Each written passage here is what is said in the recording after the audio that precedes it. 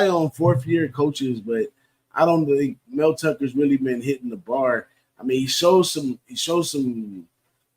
toughness at times. He's played some good big games, but overall, I mean, he's 18-14 overall, 11-6 at home, 6-8 away. He's returning 6 guys on offense, 7 guys on defense, and he brings in a whopping 17 transfers, which he's one of those guys that have been trying a lot of transfers. It worked for him 1 year, didn't work as much the next year. Who knows what he's going to get out of it this year, but the fact that he's bringing that many guys again in his 4th year in today's day and age, his seat may be heating up. What you think, Big Gregory? I got to give him a pass for last year because they got bit bad by the injury bug on both sides of the ball, and then some of his key players too at that. But I mean, now it's not going to be an easier sledding for him this year too, because he had some guys transfer out, and the guy that he had wasn't a big number guy at QB. Now I think he's got Noah Kim as a 4th-year junior taking the helm, and he's got real low numbers. He's got very limited numbers. 14 for 19, 173 yards, 3 touchdowns, and 9 yards per attempt. That's it. So he's going to have to figure some things out on the offensive side.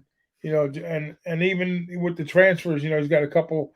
Like you said, he hit the transfer portal pretty hard, trying to piece his offense, and then and even his wide receiver,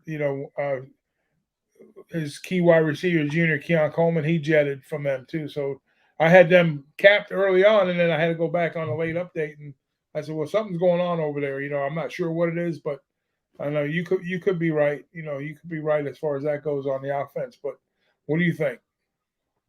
Well, basically the only thing that rings a bell on the offense is they're returning 4 offensive linemen.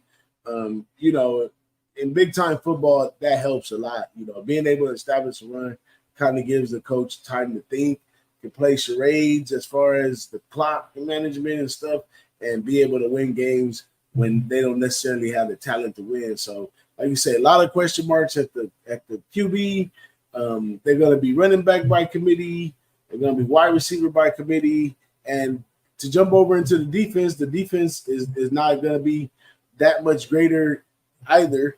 You know what I'm saying? They do have a lot of depth, but they did lose a lot of people, like you said, transfers out and all that good stuff. Yeah. The secondary could take a step down from last year, and not to say they were the greatest, but it could get even worse. So it doesn't look good to me for Michigan State at all overall. I think the O-line is good for them, though. Like you were saying, I just think maybe some of the key pieces, the position players, the specialty type players, is going to be tough. And then like I said, where they were where'd they go 3-6 in conference last year, 5-7 overall. So they had a 5-1 season. That's a little bit of a disappointment for a team like this. But I think they're better. I think they're better than they were on paper. Talent wise, they just kind of had a rough year last year. We'll see this year. I mean, it's not going to be any easier this year, especially with the teams above them.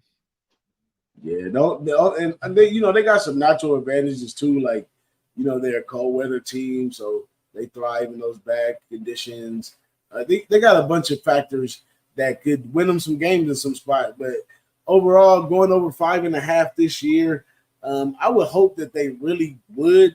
But they got to go see Washington early. Washington's going to be a tough pass threat, so secondary could get exposed. They're going to have to come up with something on offense because they got to go to Iowa. They play Michigan. They got to go to Iowa State, and they play Penn State. So they don't get a favorable schedule as either. But I don't see them being a 4-win team. I think I can count 4 wins. Let's see. Central Michigan, Richmond, maybe Maryland. And they got 4 Rutgers. games. 4. Yeah, I think I would be leaning more towards taking the over than taking the under with this. What do you think as far as the season wins for this team? Yeah, I think if they get 3 out of those first 4, which would probably be tough, but they can, they'll be halfway home, and then they got a few road games that are going to be. I mean, Nebraska, they get home, that should be a winnable game for them possibly, and then at Indiana, that'd be little bit tougher there. But yeah, they're going to be. I can see 6 wins at the max with these guys. At the max, yeah, at the max. So yeah, at the max, that makes it not worth it to risk it to me. So stay away from Maryland, stay away from Michigan State. If you're gonna take a win total in the Big Ten, go for which one of those top teams you think are gonna go undefeated. If you really feel Michigan can go 12-0, that's where you want to be. But let's jump into the next one. Yeah, I'll give you a quick gambling note on him. Mel Tucker, 6-1 non-conference ATS, and he pretty much split everything else. So stay away. Anything outside of everything but non-conference, bet on them. Non-conference, everything else, stay away. Yeah, I might have to take that in consideration in that first game because they play Central Michigan, which is kind of an in-state rivalry, and a lot of times I like to take the dog in the in-state rivalry. But I guess out of conference he does well, so they should outshine Central Michigan by far. So we'll see what the line is on that later on down the line. But let's go and hop in this wonderful looking sports car and take another ride.